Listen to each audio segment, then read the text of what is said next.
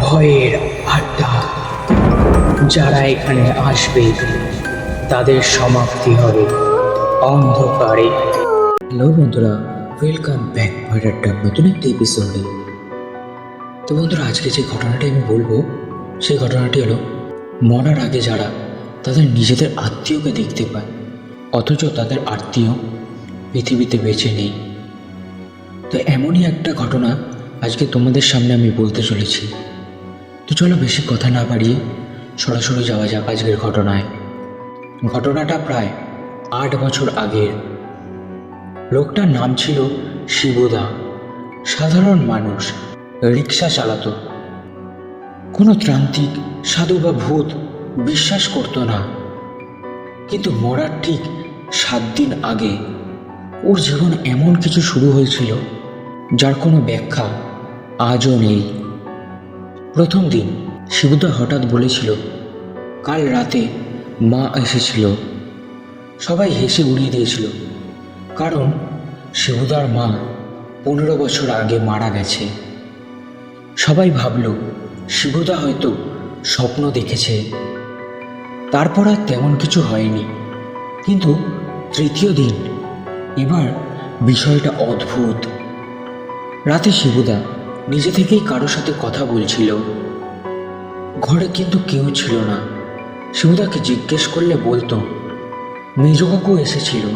মেজ কাকু নাকি শিবুদাকে বলতো, তুই তৈরি হয়ে থাক, আমাদের সাথে যাবি।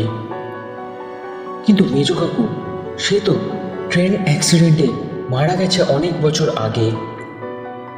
তারপর থেকেই এমন কিছু হতে থাকে যা শিবুদা মাঝে মধ্যেই ঘুমের ঘরে চিৎকার করে উঠতে থাকে।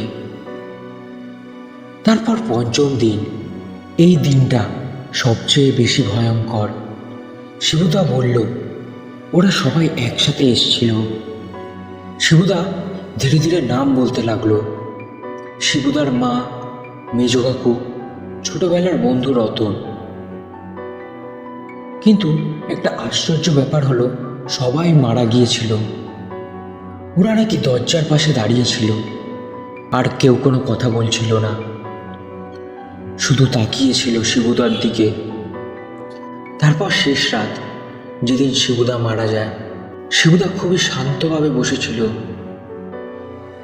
মনে হচ্ছে কোনো কিছুতেই শিবুদার কোনো ভয় নেই, বরং শিবুদা হাসছিল আর বলছিল, কাল আমি আমার মায়ের কাছে যাব, ওরা আমাকে নিতে এসেছে। তারপর যেদিন মারা যাওয়ার রাত তখন প্রায় 3টে ছুঁই ছুঁই। হঠাৎ শিবুদা উঠে বসে বলল, এবার নাকি শিবুদার মা, জেঠু আর শিবুদার ছোটবেলার বন্ধু শিবুদাকে ডাকছিল। তারপর আবার শিবুদা শুয়ে পড়ল। তারপর সকাল হতেই অনেক ডাকাডাকি হলো শিবুদাকে, কিন্তু শিবুদা আর ওঠেনি। ডাক্তার বলেছিল স্বাভাবিক মৃত্যু, কিন্তু আশ্চর্যের বিষয়, মুখে ছিল একটা অদ্ভুত হাসি, যেন খুব কাছের লোকেদের সাথে দেখা হলে যেমন হাসি হয়, ঠিক তেমন হাসি। তো বন্ধুরা, এই ছিল আজকের ঘটনা। ঘটনাটি কেমন লাগলো তোমরা প্লিজ কমেন্ট করে জানিও। যদি ঘটনাটি ভালো লেগে থাকে তো লাইক, কমেন্ট, সাবস্ক্রাইব করতে ভুলো না। তো চলো আবার দেখা হবে নতুন একটি এপিসোডে। ততক্ষণের জন্য সুস্থ থেকো, ভালো থেকো।